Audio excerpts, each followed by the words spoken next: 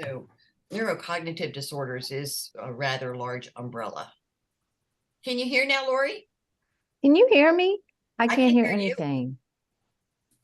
Yes. I can't hear. Do you have it on your headphones mode? Hello? Can't hear me then. Let me see. I Can you can't put it, hear anything. can you put it in the messages for her? Yeah. So this is neurocognitive disorders. Our objectives, we're going to talk about the difference in cognitive functioning associated with various neurological or neurocognitive disorders. Talk about treatment options and talk about some of those challenges. And you all have been with me on some of my rounds at the nursing homes, and you can see that behavioral problems or behavioral manifestations associated with cognitive decline are pretty darn challenging, and we have very limited options in terms of treatment. And, there's no cookie cutter version really of dementia. We're going to talk about those stages of cognitive decline and just how much cognitive decline impacts the way families function, and the impact it has on caregivers is pretty overwhelming, and how we need to be in tune to that. So with neurocognitive disorders, we're looking at whether or not there's some disruption in one or more of those cognitive domains. And we talked about how those behavioral symptoms are often become so pronounced as cognitive decline progresses. So in the DSM-5, under neurocognitive disorders, there's delirium, there's dementia, which is a major neurocognitive disorder, and then mild neurocognitive disorder, or even mild cognitive decline. And so there's specifiers. Now, delirium, is a syndrome. So it's not a disease per se. It is a syndrome, but it's frequently associated with those folks with cognitive decline. So persons with cognitive decline or neurocognitive disorders are more vulnerable to incidences of delirium. And we're going to talk about Alzheimer's, which is the most common, and then Lewy body dementia, as well as the cognitive decline we see with traumatic brain injury, some infections like HIV, prion disease, which you don't want, Parkinson's, Huntington's, some of those other dementias or cognitive disorders. So the specifiers added to the DSM-5, again, mild, major, or moderate. So it was previously described in the DSM as dementia, but what we know about cognitive decline, especially like Alzheimer's dementias, is we're talking about a progressive decline. So when you think about the neurocognitive disorders, think about how do they progress over time. And there's distinct differences in all of them. So first, we're going to talk about delirium. And delirium is a major problem. It's a major problem. And it is a neuropsychiatric syndrome, and it's one of the most common reasons why I did consults at the hospital. So if I was called up to the medical floors to do a consult, so often it was for delirium. It is very common in hospitalized patients, and it's frequently misdiagnosed as some type of psychiatric illness. But it is a medical emergency, really, because it carries a very significant mortality risk. So characteristics of delirium is that it comes on not gradually, but it comes on acutely. So within hours to days. The hallmark symptoms are that you see fluctuating levels of consciousness. So folks can be just fine in the morning, and then as the day progresses and they get into the evening, you see more pronounced symptoms. And so there's a waxing and waning quality to it. And this is one of the reasons why it's often dismissed as things like sundowny or ICU psychosis. But in reality, it's all delirium, and those are not normal states of being. Delirium, I associate it or equate it with being in a waking nightmare. It is a horrible condition to suffer. And patients who experience it, it's nice when they don't remember that they went through it. It's awful for them when they do remember it, because it is so uncomfortable and disconcerting for the person experiencing it and the person's witnessing it. So you'll see emotional lability, a lot of cognitive deficits, agitation, or the flip side of that, which is hypersomnolence.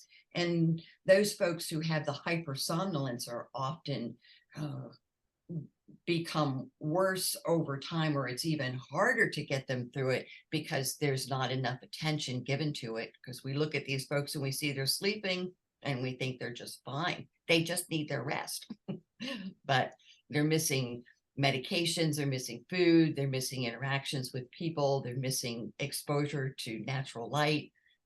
That just makes it worse and more prolonged. So we see language difficulties, especially word finding, maybe some speech disturbances.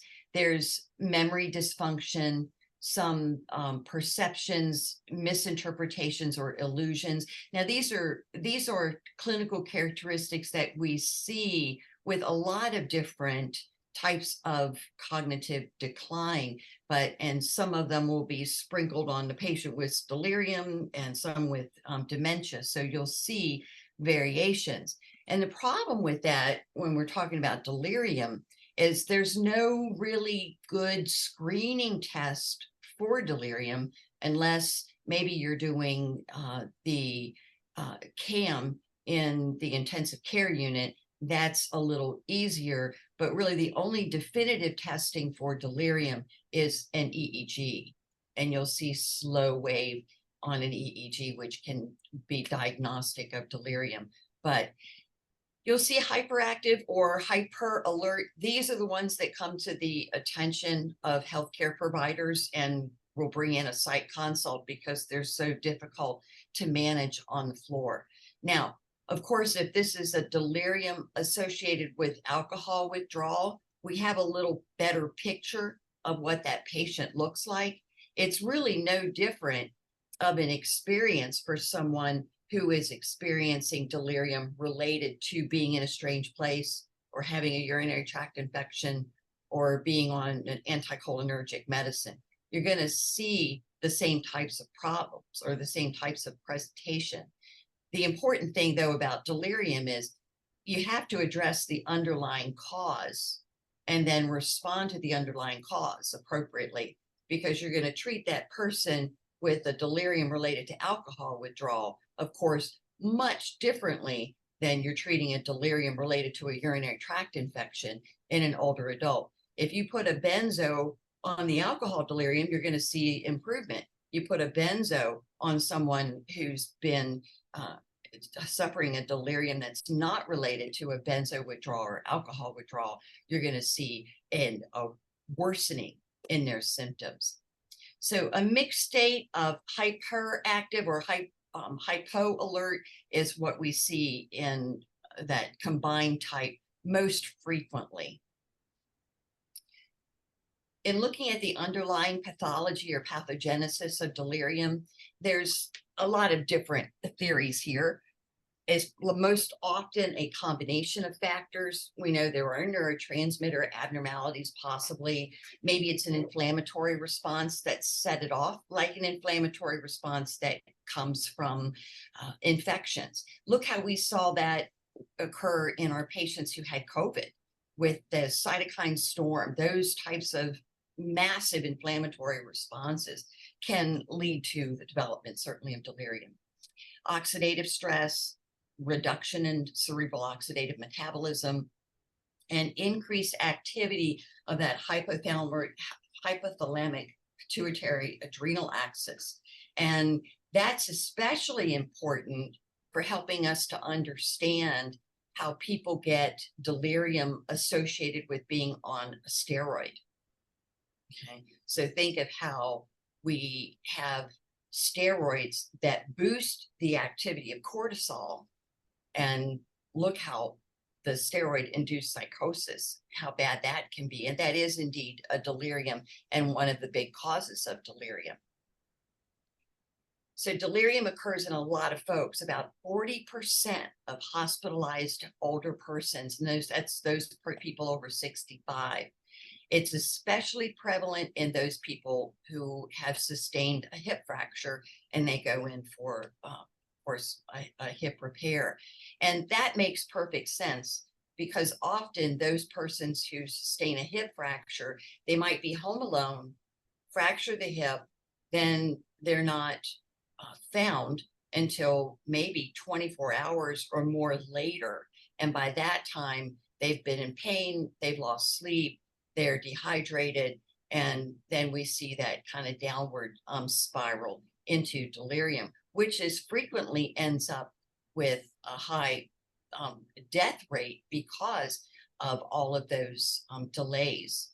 And then everything that happens afterwards, like the dehydration, setting of infection, trying to manage the pain and manage sleep deprivation, and we end up piling on medications that are sedating, and that also contributes to the development of delirium. We see this a lot then in our surgical post-op patients. On general medical floors, just being in a strange place can knock a person out of their psyche, and make them more prone to the development of delirium. We see this as a very poor prognostic sign. Persons who develop delirium end up being institutionalized at a much higher rate than the general population that doesn't experience delirium. And this is a real kicker, 23 to 33% mortality rate 3 months out. That's a really bad outcome. So the 1-year mortality rate, we might see it as high as 50%. I will tell you, my dad basically died of delirium. And it was the result of having had COPD for a long time, having been placed on steroids when he would have exacerbations of his COPD. Then he would get confused and would fall. Then he would end up in the hospital and they would slam him with benzos. And then he would get more confused and they would give him more benzos, and then his respiratory status would decline from being immobilized and they'd give him more steroids. So it was just this never ending cycle. And they would hit him with a benzo and they would say, oh, okay, right away, he might be okay. But, later on, they would definitely pay because the rebound was so awful. And it is so deadly. And really, my dad developed a delirium in May, the end of May 29th. He went into the hospital and he died July 19th, he died. And that's something less than 3 months later. So this is a real killer. And I was like advocating for him, please don't give him benzos. But it was on his PRN list and the nurses would do it over and over again. And it was so unfortunate that they, docs, I don't think they realize the responsibility they put on nurses when they put on all these PRN medicines, and they make poor choices. The nursing staff make poor choices. So anyway, it's a real frustrating thing when you are in psychiatry and you're doing all these consults and you keep writing down minimized use of benzos. Don't give them benzos when you discontinue them and they keep putting them back on. Yeah, it's crazy making. So the etiology, most of the time it's multiple factors involved, especially in older patients who might be on medications of 32 different meds. That's just not that uncommon, So as providers, we need to always be mindful of the amount of medications our patients are on, because I think in primary care, they follow guidelines so well. And patients get stuck on medications that they just don't consider getting rid of as they get older. You know, we know there's not a lot of benefit to being on a statin when you're 75 years old. That's right. You know, and what about all these patients who get started maybe on lisinopril or another blood pressure medication? They get started on that at maybe 60 and they're still taking it by 80. And we wonder why people are falling. You need your blood pressure. You know, so it's just they get stuck on medications. Look at Protonics and all of these gut medicines, the H2 blockers and the proton pump inhibitors, and people are on those for the long term, and that lends itself to vitamin deficiencies like B12 and folate, because you decrease absorption because of the proton pump inhibitors and H2 blockers, and folks get depleted. So often you'll see patients who have that combination of infections. They might have electrolyte abnormalities. With our patients who are frequently on serotonergic medications, look for low sodium. And if you've got patients who are prone to hyponatremia, consider not having them on any serotonergic medications. So serotonin drugs really are a big factor in hyponatremia. And a lot of folks say, oh, well, it's just the SSRIs, and they'll switch them to an SNRI and they won't take them off their trazodone or their mirtazapine. And seriously, the only antidepressant that doesn't really contribute to hyponatremia is Wellbutrin or bupropion. A lot of the anticonvulsants will do it. So again, be in tune to that. Endocrine dysfunctions, like, oh my gosh, look, all the we're talking about hormonal states, and we know how cortisol can impact the incidence of delirium. But think about all of those other types of endocrine. Look at how insulin, low blood sugar, look how all of those things impact your sensorium. I know. So we really need to work and focus a lot on those hormonal levels and making sure that folks are where they ought to be. Liver failure. As soon as you see somebody in the hospital that's different, it's acting different, even if they are not diabetic, that's the first thing we do. Right. Yeah, you think about that. The first thing we do when someone is unresponsive, we hit them with D50 and Narcan. That's right. D50 and Narcan. Yeah. You know, that's on the crash cart. You know, but I mean, again, and that goes back to we're that's our rapid response, you know. Yeah. But hepatic encephalopathy is delirium.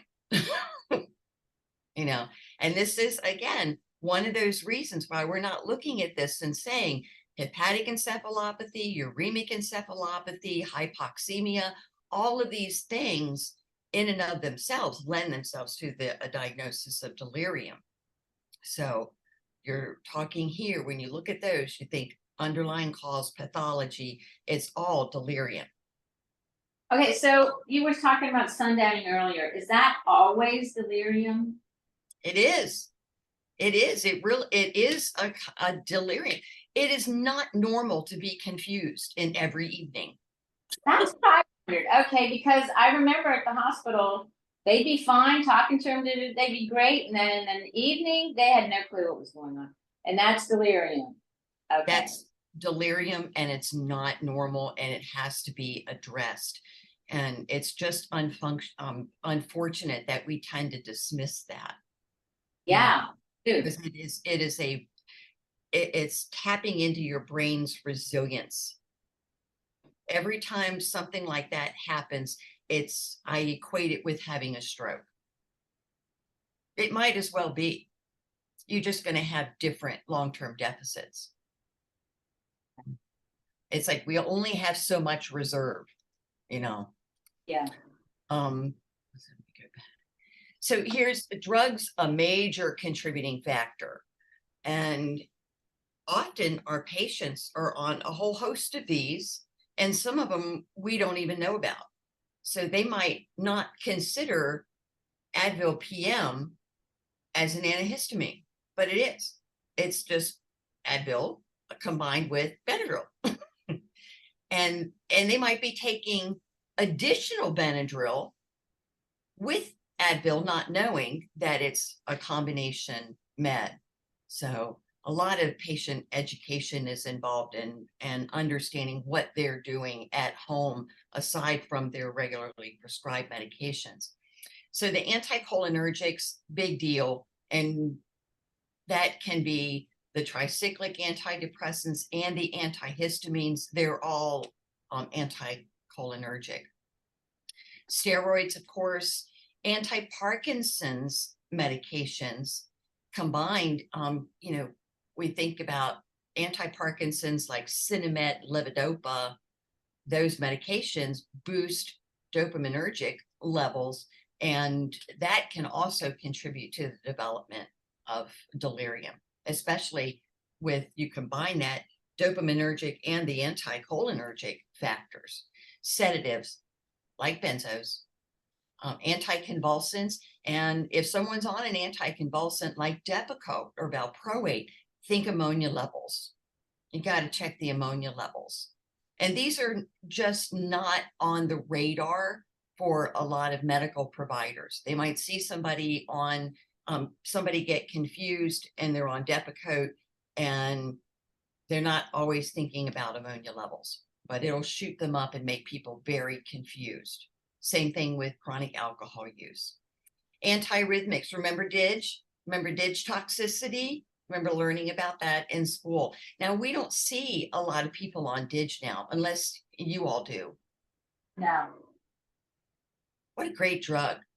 But yeah, they just don't use it as much now that they've got all these other fancy drugs that do more than just what DIG did as far as contractility. So antidepressants can contribute, antimicrobials. So you ever have a patient tell you that they get weirded out when they're on an antibiotic? They can get delirium from that. So especially those, the fluoroquinolones, and of course, sympathomimetic types of medications can contribute to delirium as well.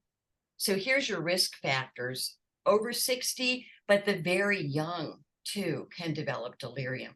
And I have had a patient in the past, a young girl about 6 years of age, who developed a delirium in the hospital. And it was really weird. We were waiting for her head to spin around and her to levitate. She was scary. I told you I had it when I was a child a couple times. From fever. From fever. Yeah, and that's another cause. And it's a waking nightmare. I don't remember it at all. And that's probably a blessing. I don't know. My sister just said I kept saying the same phrase over and over again. That's how they knew something was wrong. So people who are visually impaired, and that speaks to the importance of light. Natural light is so important for your sensory, for your brain needs to stay connected to the outside world. And natural light is that's all about setting our rhythms, regulating cortisol, melatonin. Again, those regulation hormones are so important, and we have to have exposure to natural light and to be exposed to our senses, to have that sensory connection.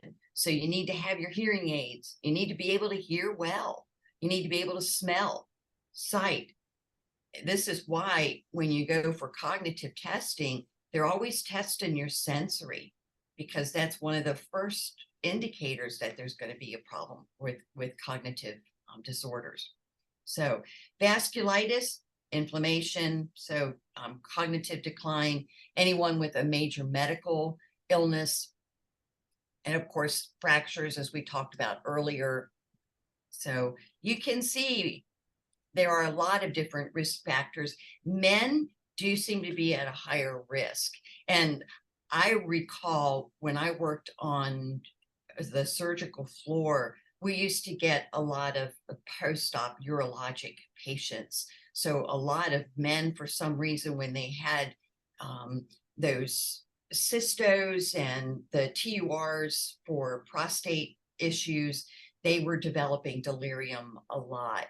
And I'm not just sure why that is, but look at how many people develop delirium from urinary tract infections.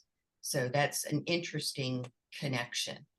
So one of the ways that we can treat it, aside from treating the underlying cause, is making sure that we are attuned to those persons who are at risk and treat them by making sure they stay connected to the environment. That will not only maybe prevent the incidences of delirium, but it can also help to bring them back into reality, So frequent orientation, having a calendar, clock, family pictures, familiar smells, frequent orientation, having family members with them. It would be interesting to know just how many patients with COVID who developed delirium because they didn't have family in their rooms with them. They didn't have someone to keep them oriented.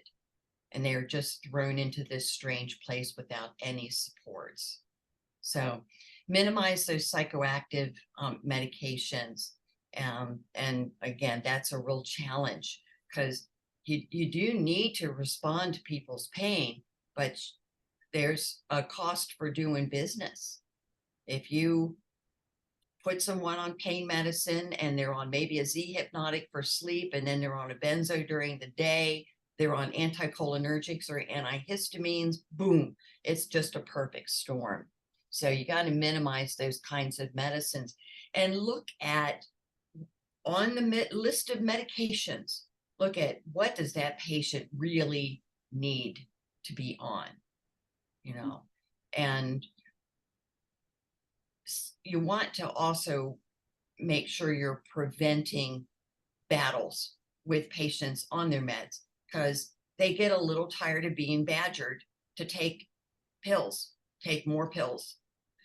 And I swear, I don't understand these 90-year-olds who are still taking a multivitamin. Big old fat multivitamin. Pick your battles.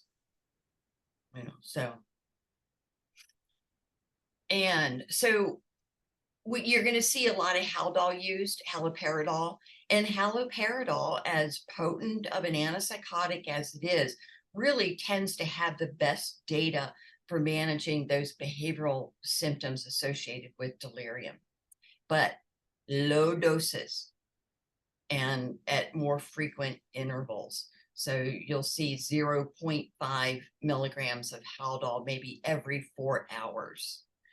It can be given IV or IM. If it's given IV, though, you have to make sure the patient's on telemetry because of the risk of torsades. So there is, we use a lot of risperidol, Seroquel, and olanzapine.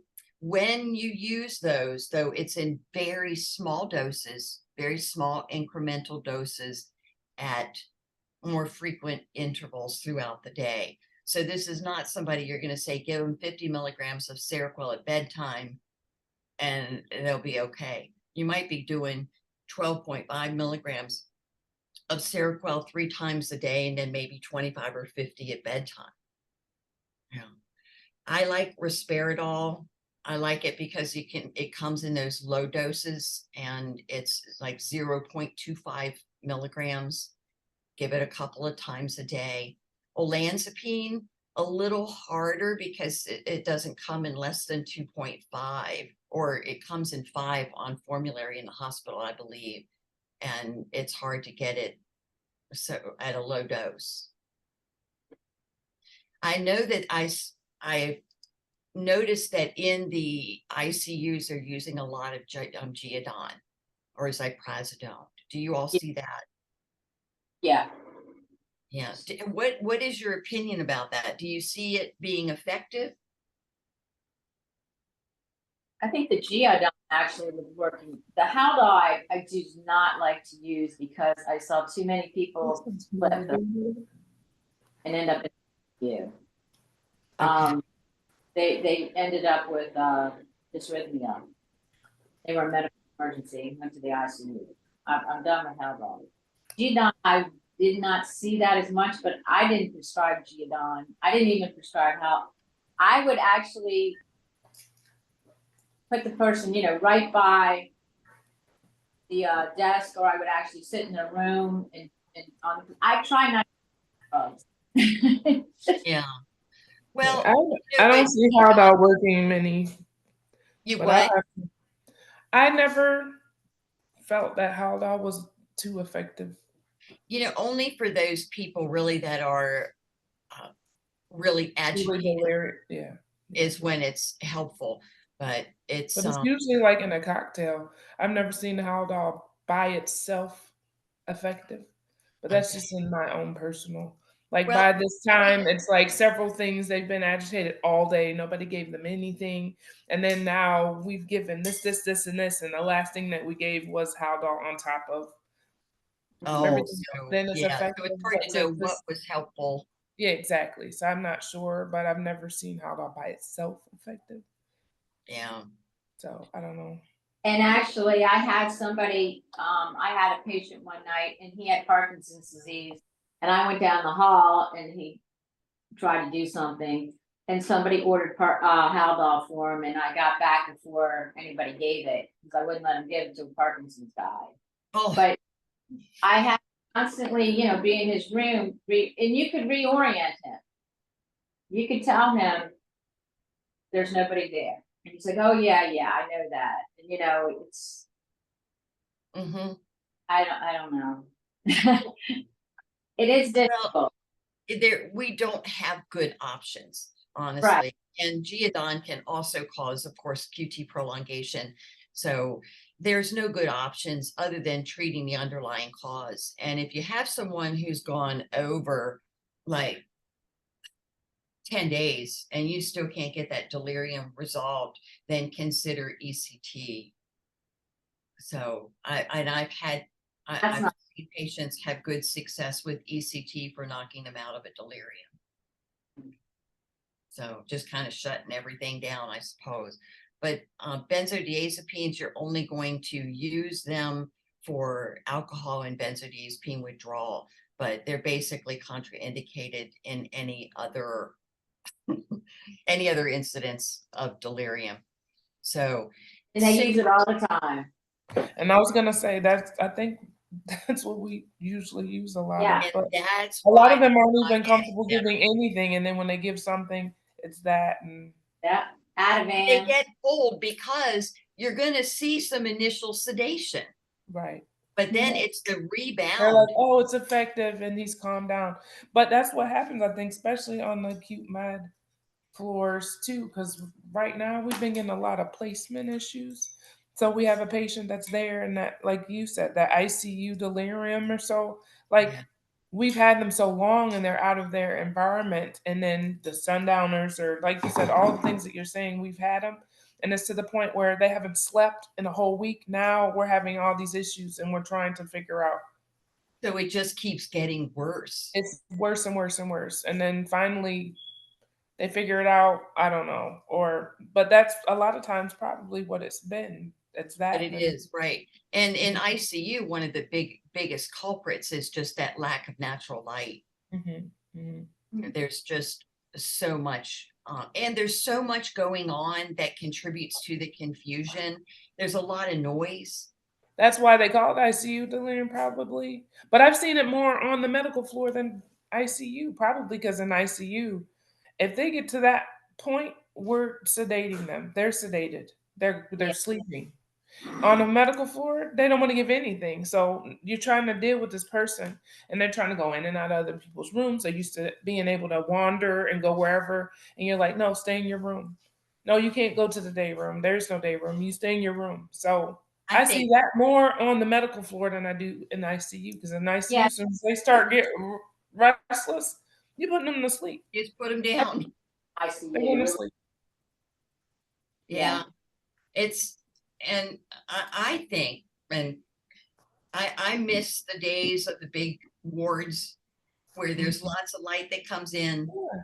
And They get to go to and eat. you can make, and you don't hear people talking out in the hallway about Yeah. Yeah, you. You hear all Yeah. that whispering going on, and it's very disconcerting and confusing.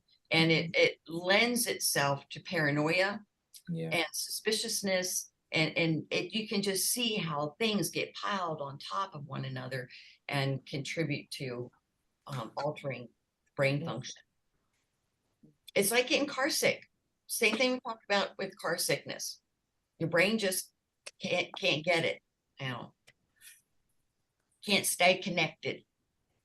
So this is just a slide on the pie chart driving home just how severe of a problem this is in terms of mortality. And the fact that those folks who do fully recover, that they're still prone to the development of delirium again later on, and they really ought to be wearing an alert bracelet when they go into the hospital and be prepared for it. I have told my patients in the past who've developed delirium that they need to make sure that they let their providers know before they have any inpatient hospitalizations, so they can do whatever they can to prevent that from happening. So let the family know that what's going on is delirium. A lot of patients get scared that, or family members get fearful that their loved one has all of a sudden, in their ripe old age of 80, developed schizophrenia, you know, and this is not the case. So delirium, though, is very frightening for family members. And so providing them with some reassurance that this is a more likely to be a temporary thing, and make sure that they keep the blinds open, let the sun shine in, let day be day and let night be night, and have someone there with them that's familiar. Make sure they've got their hearing aids, their glasses, familiar objects like quilts and their own pillow. Maintain orientation, keep them hydrated and nourished, and be alert to any changes in their sensory. So I know that's a lot on delirium, but it really is a very big deal. So we're going to talk about dementia. Persons with dementia, of course, being at much higher risk of developing delirium. So you can see these superimposed on one another. But one thing's for sure, delirium is going to make their dementia much worse. Alzheimer's makes up about 70%. The biggest chunk of the pie goes to Alzheimer's in terms of the dementias. Vascular dementia, on the other hand, about 10 to 15%. And vascular dementia has a different decline. It is progressive, yes, but you'll see a more of a stair-step pattern of decline, whereas Alzheimer's is a steady slope decline. So that just means that anytime someone experiences some type of vascular disruption, like they've thrown a clot and had a stroke, they've had a heart attack, you're going to see a difference in their cognitive status. So it's boom, boom, step down, boom, boom, stair-step pattern. So dementias with Lewy bodies, that also makes up about 4%. And the Lewy bodies more associated with Parkinson's disease. So people with Parkinson's are more often to develop Lewy body dementia. Those, and Lewy body, along with these frontotemporal dementias, you see a lot more behavioral manifestations with those. So you'll see a progressive decline in their emotional regulation, less inhibition. So they'll be more disinhibited, throwing their clothes off, being inappropriate in their comments, hitting, because they've lost that top down regulation. So Alzheimer's, think of the progression as from the bottom up, whereas frontal temporal dementias is the top down. And I think that Stahl covered that really well in his recordings on Alzheimer's and how the presentation is different. It's like you see, you know, one of the first signs of Alzheimer's dementia is getting lost, you know, that lack of ability to map, you know. You can't make a map when you start losing your hippocampus. You know, you rely on your memory to create a map before you go places, or you know. So when that starts to deteriorate, that's one of the first things that goes, is that ability to map out direction. So people find themselves getting lost quite easily. Okay. But someone with Lewy body dementia or frontal temporal dementia, what you're going to see is more mood symptoms, more emotional dysregulation early on, rather than that decline with Alzheimer's, which starts with those memories, those basic skills that require a pretty good functioning memory. Make sense? Yeah. Now, mixed dementias, how unfair is that? A lot of people with Alzheimer's dementia also will have vascular dementias as well. So Creutzfeldt-Jakob, of course, we know that that is a very rare condition, but it is, you know, this is mad cow. Have you all ever seen anyone with Creutzfeldt-Jakob? No. Yeah, we've had a couple. I've seen a couple from my days in the emergency department, and it's a rapid decline. So, and it's pretty scary. So we'll see some cognitive decline in persons who have multiple sclerosis as well as depression. In fact, some persons who have depression at an older age, they start becoming more cognitively impaired. So you'll see more isolation, withdrawn, problems with cognitive functioning in a depression with an older person, more so than the traditional symptoms. So with an older person who gets depressed, they might give you a whole host of symptoms in that SIGI-CAPS acronym, except sadness. You know, that I'm not sad, I'm not depressed, but all of their symptoms point to someone who's depressed. So treat a depression and you might see their cognitive status improve. And this is one of the reasons, and this is anecdotal for me, but it just makes more sense to use an antidepressant like Wellbutrin in older persons because of the bigger issues with cognition. Does that make, you know, and energy. So I like this video here on Alzheimer's. It goes into the APOE. There's one simple hearing hack anyone can use to improve just how their hearing the almost proteins overnight. work, and I Did like, you know? I like it, and I like her accent. It's beautifully done.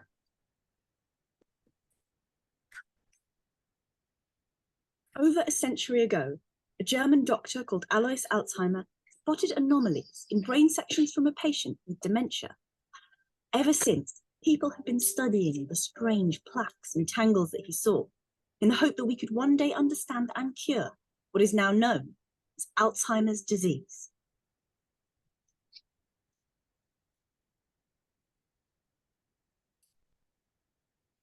Plaques are insoluble deposits of a peptide called amyloid beta, or A-beta. They're formed when a protein called amyloid precursor protein is sequentially cleaved by two enzymes, beta and gamma secretase. Other molecules are generated by this cleavage and may play a role in the disease, but A-beta is the main culprit. A-beta tends to misfold and become sticky, eventually clumping together to form soluble oligomers. Some of these aggregate into large insoluble fibrils that deposit in the brain as plaques. The oligomers come in several forms or species. We don't know exactly which species is toxic, but research shows that they weaken communication and plasticity at synapses. This could be what stops the brain from forming or retrieving memories. Neurons aren't the only cells affected in Alzheimer's disease. Astrocytes and microglia also play a role. Microglia are immune cells that clear out waste and prune synapses during development. Microglia take up A beta, but they also get activated by it, triggering the release of inflammatory cytokines that can damage neurons. The microglia also start to remove synapses by phagocytosis.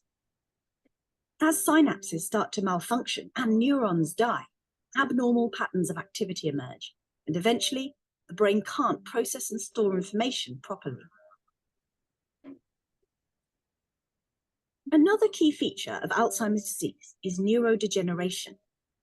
Neuronal death and damage is triggered by A beta, but some of A beta's effects seem to be mediated by another protein seen in the brains of patients, tau, a component of tangles. In a healthy neuron, molecules are carried along the axon on a series of tracks made of microtubules and stabilized by tau. But in Alzheimer's disease, tau is modified, causing it to dissociate from the microtubules, adopt an abnormal shape, and move from the axon to the cell body. Like A beta, tau comes in a variety of forms, and we don't know which ones contribute to the disease. And like A beta, these forms either remain soluble or stick together and deposit as the tangles that Dr. Alzheimer saw. Eventually, these processes kill the neuron. Another problem seen in animal models is that misfolded tau proteins can spread across synapses into healthy neurons. There, they make healthy tau proteins start to misfold as well, spreading pathology across the brain. The pattern of spreading through the different brain regions matches the changing symptoms from early to late stages of Alzheimer's disease. This pattern also reflects how certain neurons are more vulnerable than others to dying. Despite these advances in our understanding of Alzheimer's disease, no cure exists. While drugs are being developed to target amyloid beta or tau, it's unclear whether they will eventually be successful in treating the disease. There's only one certainty. Continued support for basic and clinical research will enable us one day to diagnose and treat this devastating condition.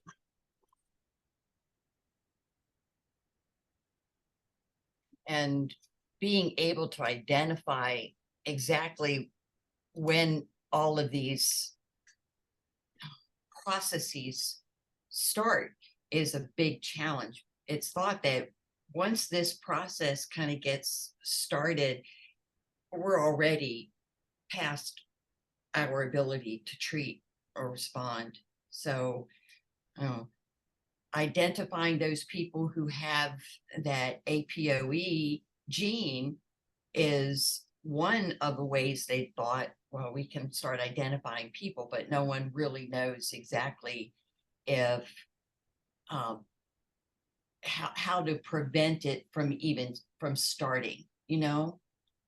And there was a new drug released recently that targeted the APOE, and it was pretty controversial because they haven't really found, there were a lot of people in the FDA that did not feel that the research was supportive enough or conclusive enough to approve the drug, but it was approved and it caused a big shakeup in the FDA. Have you all heard about this?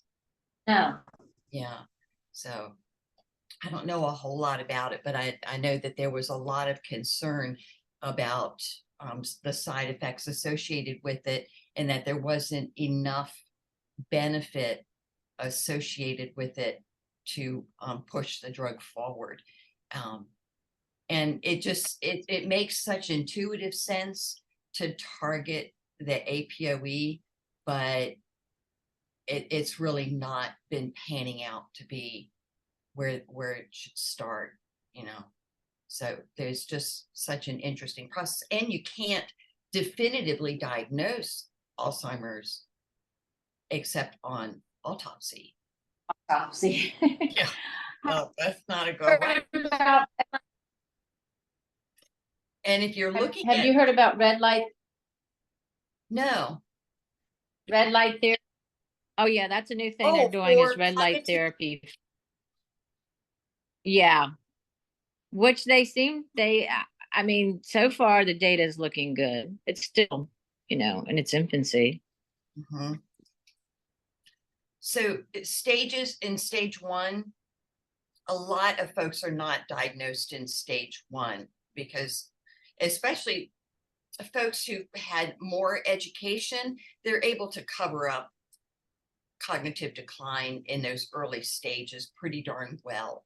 So a mini mental status is not going to be in poor, yeah, what poor results on that is not going to confirm a diagnosis. So you need a combination of things. And again, most people are not going to come in during stage 1, but stage 2, more prominent symptoms, of course, and personality changes. And this is where there's a lot of the behavioral problems start to kick in. And this also when people start losing their independence.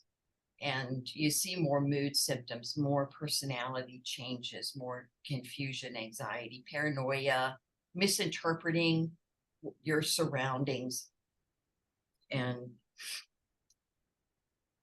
institutionalization really at stages 2. And then of course, stage 3, if persons make it this far, you do see the complete decline of physical functioning to the point of being bedridden. And then all of the things that go along with that, pneumonia, pressure ulcers, inability to speak, inability to recognize people. Remember, what is the last thing that people lose in terms of their memory? Their old memory. Their first memory. And their old memories, those ones Long that term. were laid down a long time ago. But in terms of their orientation, they're not be able to tell you the date and time, of course. They're not going to be able to tell you where they are, but We they usually know their name at least, like person. yeah. So the last thing you learn is the first thing you lose. Mm. The last you learn is the first to go. So I think you were saying that too. Was it last week or was one of the videos we watched, like music and how important it is? oh, it Because my is. grandma, Sound of Music. What was it? Yeah, Sound of Music. Was And it you know, with the Bond Trap family or whatever? yeah, the Sound of Oh my Music. gosh, like that and the Bible. She knew the Bible front to back. We Oh, couldn't remember anything else. Like she knew herself, but yeah, the you're a Bible. She Bible was always person. quoting, and you had to pray. Like she was praying again. We're like, we just prayed. She was praying for you, and she knew all the music from the Sound of Music. We had to watch it like on repeat all day. Oh,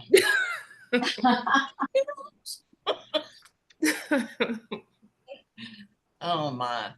Mhm. So as far as risk factors for developing Alzheimer's, there is a genetic component. You also can see some those polymorphism or genetic mutations with APOE.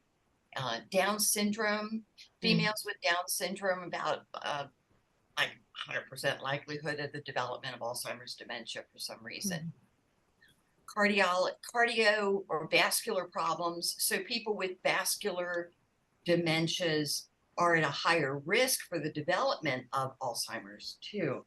And if you think about the role of inflammation and how a lack of good nutrition, increased stress, isolation, how that increases your vulnerability to a whole host of problems. And it contributes to that almost like a deterioration of brain functioning.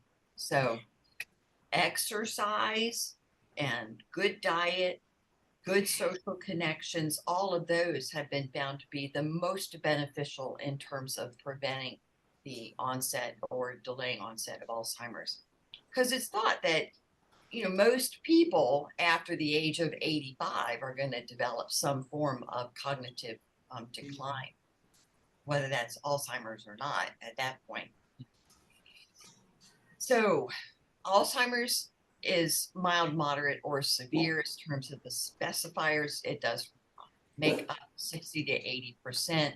The defense mechanisms utilized early on in the disease are denial, confabulation, just that attempt to fill in missing memory is interesting. And I've had patients do this so much. They'll tell you that they did this, they did that, this is going on, and it's all confabulation. It's like the brain is filling in the missing pieces. We also see more confabulation in those persons with Korsakoff's dementia too. And that's, I didn't put that in here, but the Korsakoff's dementia caused, Wernicke-Korsakoff's from alcohol, chronic alcohol use is, and confabulation is one of the hallmark signs of Korsakoff's. I don't know if you all were with me when I saw one of our clients at Stone Rise.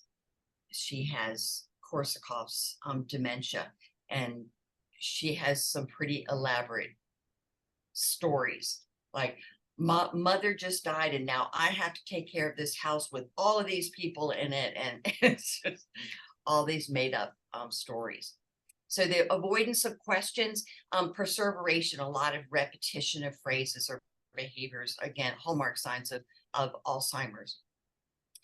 Disturbances in executive functioning, and all of these A's: aphasia, apraxia, agnosia.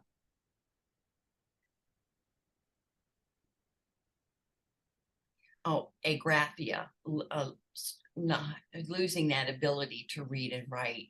Maybe be hyperoral. I've got sundowning in here, but that's still delirium. So wandering, arguing, paranoia, personality changes, and then this disinhibition might be a little later onset in the disease process for someone with Alzheimer's, but earlier for frontal temporal dementias. So this is going to be a big workup for folks, and it's going to include rule outs. So you have to do testing to determine if there's any other underlying health problems that might be contributing to their cognitive decline. But the combination of findings from head CT or MRI, physical exam, medical history, and the key here is the neuropsychological testing. So neuropsych testing can help to confirm that diagnosis, and that's a pretty involved process.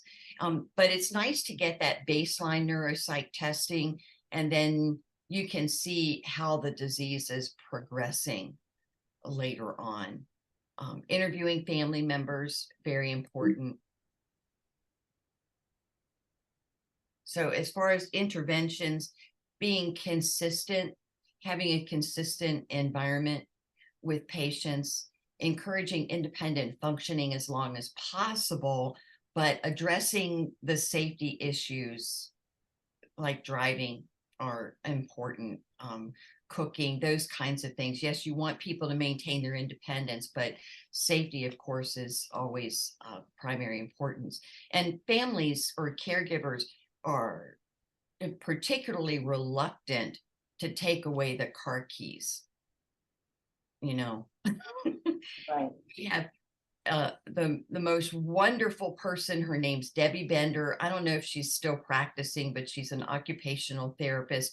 I think she must have nerves of steel, but her job as an occupational therapist is to do driving tests with older people who are developing cognitive decline. And No. this kind Oh of my goodness. I can't even Yeah. do it with my teenagers. I can't do it. Yeah, but it No. puts the onus on somebody else as far as taking away the car. Because my know. mom has a problem But- with that. She does not feel that we should, that's their quality of life. I said, till they run over somebody's child. Yeah. Yeah, it's Yeah. really a big problem. So, Because my aunt kept having, she was having TIAs, and um, she would call my mom crying because she couldn't remember how she got somewhere, or she would get disoriented, and she's like, I don't know how to get home. But my mom was so upset that everybody wanted to take her license away. But I'm like, it's almost weekly that you have to go and find her. Like, no. oh, I wow. understand. I understand, but there's a certain point in time when we have to take the keys away. Yep. Yep, you do. Right. Mm-hmm. And, you know, But that's awesome that they offer that though, because some still have their faculties. They're able to get around. So. yeah, what I would do is encourage families to have them assessed. The Or occupational go with them, or because we all see that one at the light and they can barely see, and they're sitting. They're like, "Oh my God, please be with this person."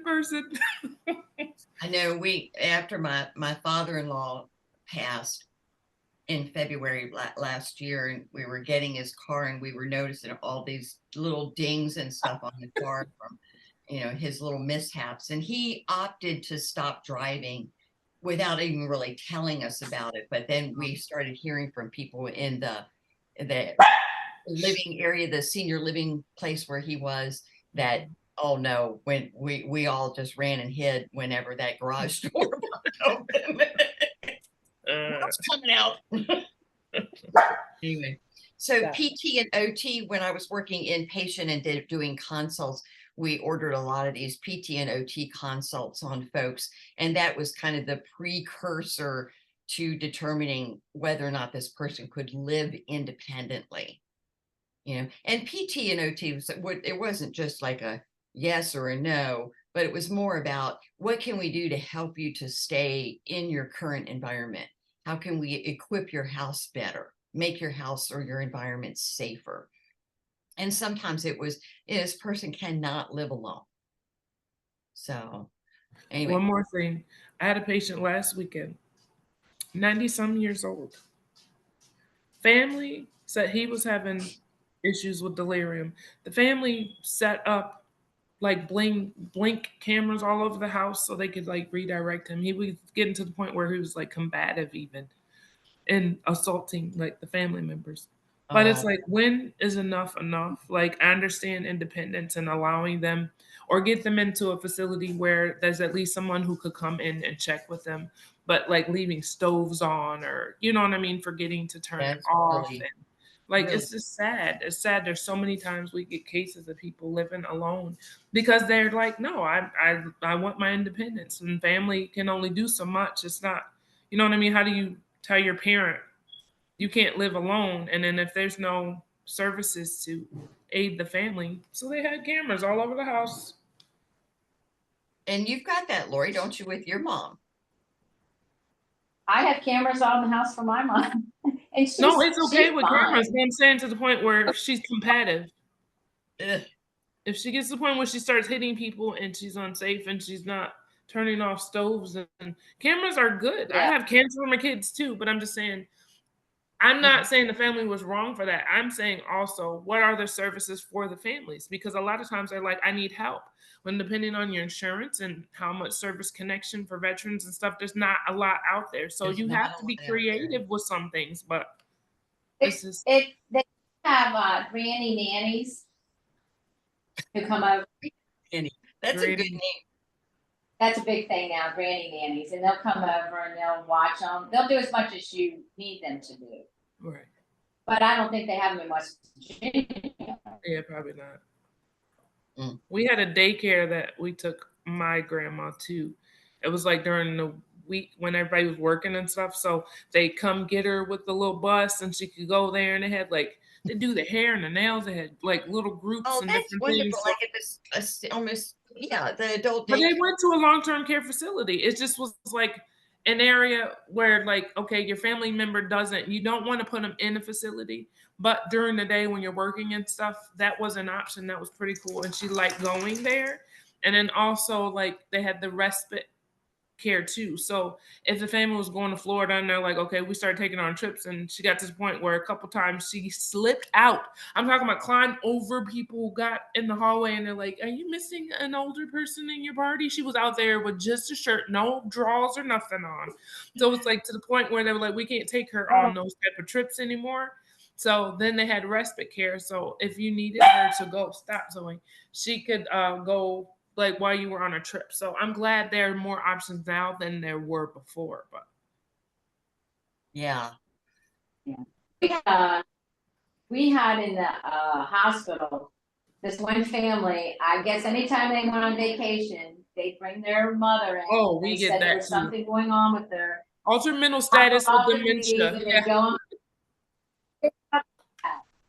And Yeah. that's important. Respite services are really important. And Yeah. people they need a break. Oh, yeah. Yeah. Because the vast We get those. majority of older persons with dementia are being cared for in their homes by family members.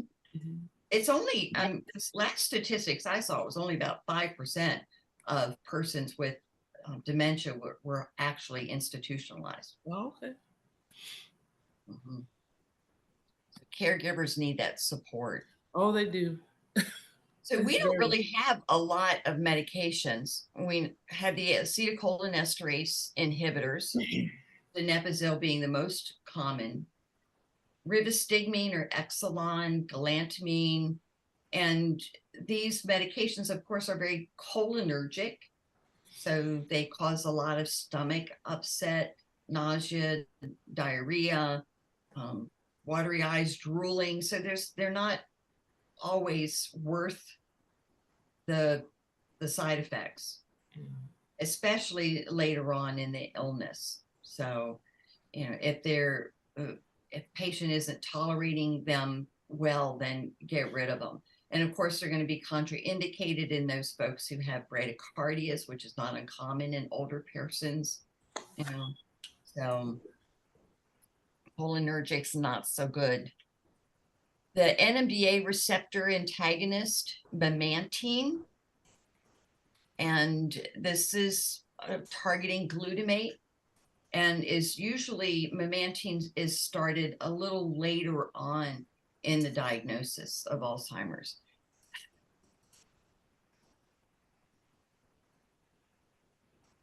So this is about vascular dementia, and the main thing, remember, is that stair-step decline.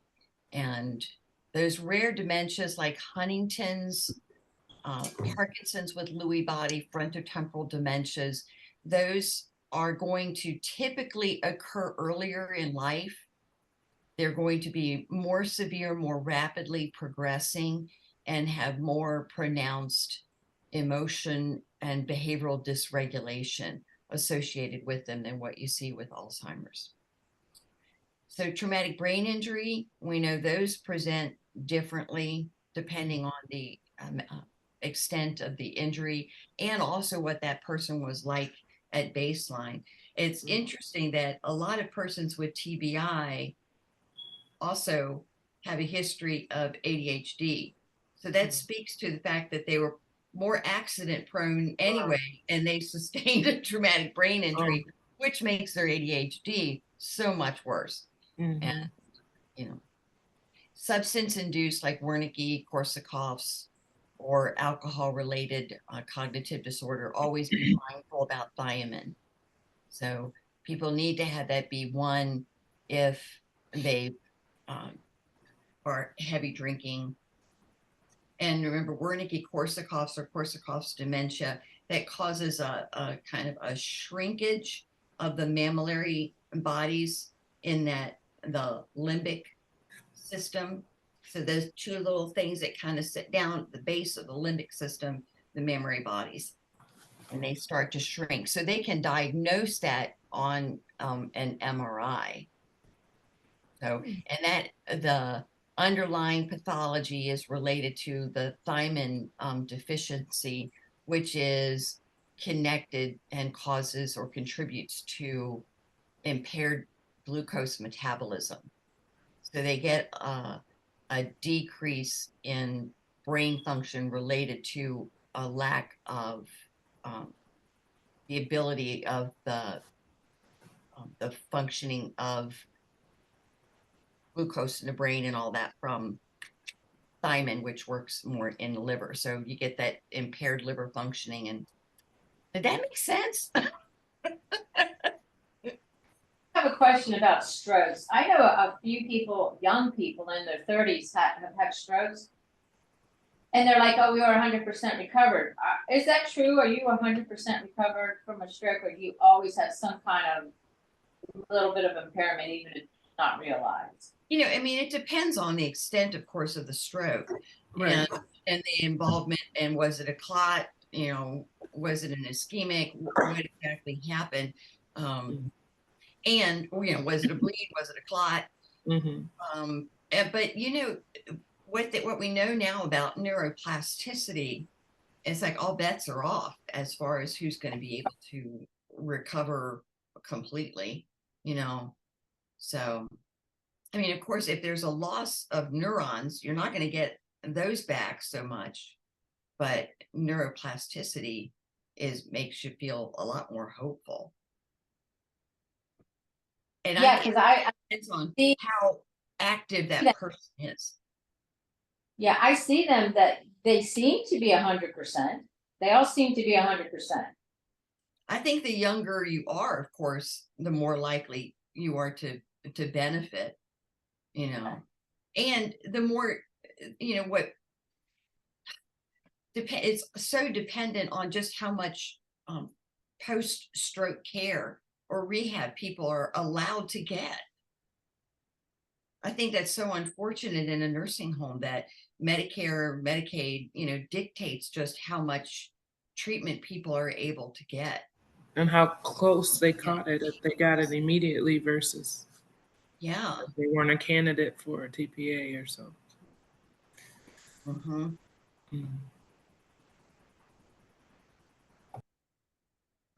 So pseudo dementia, I don't know that term's really used that often now, but you'll still see it. And this is depression. So you have to know the difference really between those 3 Ds: depression, delirium, and dementia. And they often occur all together.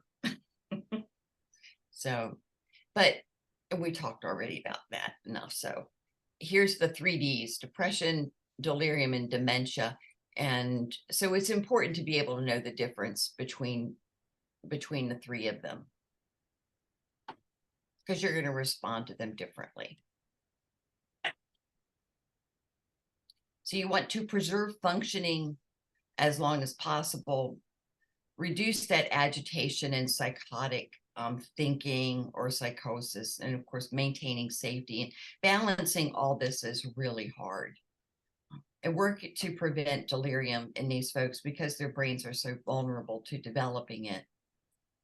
And make sure that family caregivers have all of the resources that they need. And these are just a couple of good resources, sites for help. And families need that, especially if they're looking for things like respite care. I mean, I doubt that there's a lot of folks who know about adult daycare and its availability and how to get that paid for. Yeah, I don't know. They might have had to pay for that. And I don't know if they have that here. That was in Michigan. So I don't know if everybody has that option either. We have one here in Winchester. Oh, you do? Okay. An adult daycare. Nice.